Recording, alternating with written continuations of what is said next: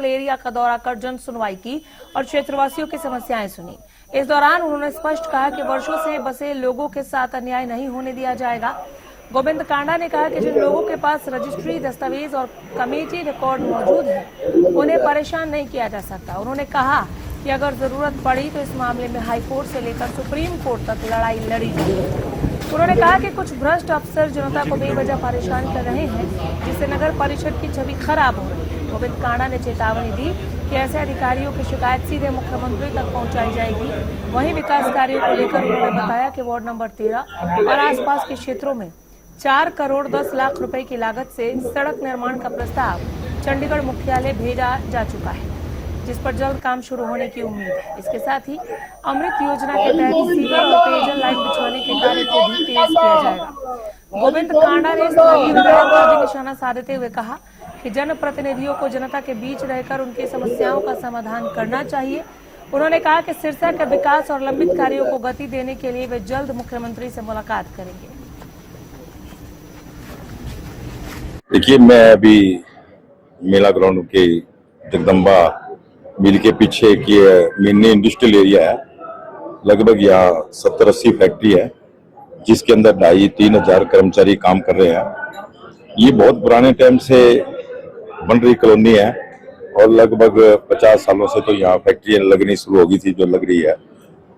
और अब से 2000 के करीब श्री ओम प्रकाश जी स्वर्गीय चौटाला साहब आए थे, जब रोमन ट्रस्ट ने एक कॉलोनी काटी थी।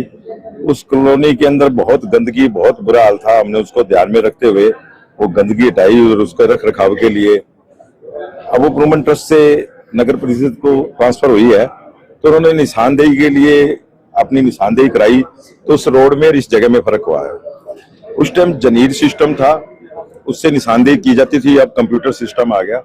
लेकिन जो लोग बैठे, इनके पास रजिस्ट्री भी है, तकदीमा भी है और कमेटी के भी नोटिस है, कमेटी में पैसे भरे हुए हैं, तो इनकी कोई गलती नहीं है, इनको कहीं कोई छेड़ा नहीं जाएगा।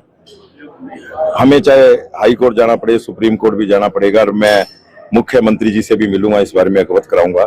कुछ हमारे भ्रष्ट लोग, जो हमारे भ्रष्ट ऑफिसर यहाँ मौजूद है, उनके बारे में मैं अवगत कराऊंगा मुख्यमंत्री से कि नगर परिषद सिरसा उनके कारण बहुत ज्यादा बदनाम हो रही है। वो लोग ऐसी चीजें ढूंढते रहते हैं और बाद में इनसे पैसे लेके उनको दबा दिया जाता है, तो ये उनको छोड़ा नहीं जाएगा, बख्शा नहीं जाएगा। जब ये कॉलोनी बनी है, ये सड़क बनी है, इसका भी हमने 4 करोड़ 10 लाख का टेंडर बनाकर चंडीगढ़ मुख्यालय में भेजा हुआ है, जो जल्दी बनकर आ जाएगा। बेगू रोड से रंगड़ी रोड ये बनेगी और इसको तुरंत प्रभाव से बनाया जाएगा। और अमृत योजना में अभी हमारे पास बहुत पैसे आए हैं सिरसा के अंदर, सीवर लाइन के लिए, वाटर लाइन के। तो ये जो गलियां, जो कॉलोनी है, जो अप्रूव है, अनअप्रूव है, उन सब में सीवर लाइन और वाटर लाइन डाला जाएगा। देखिए, कुछ भ्रष्ट लोग यहाँ पर, जो हमारे विधायक जी है, वो अपनी जान छुड़ा रहे हैं कि कमेटी मेरी नहीं है। कमेटी का एक कारण तो मैं मानता हूँ, लेकिन आज देखिए आप पब्लिक हेल्थ के कारण कैसे जूझ रहा है सिरसा। किसी कॉलोनी में पानी नहीं है पीने के लिए, और वो कहते हैं मैंने 10 उसके ट्यूबवेल जो मैंने कराए हैं, वो मैं 1.5 साल से लगा हूँ।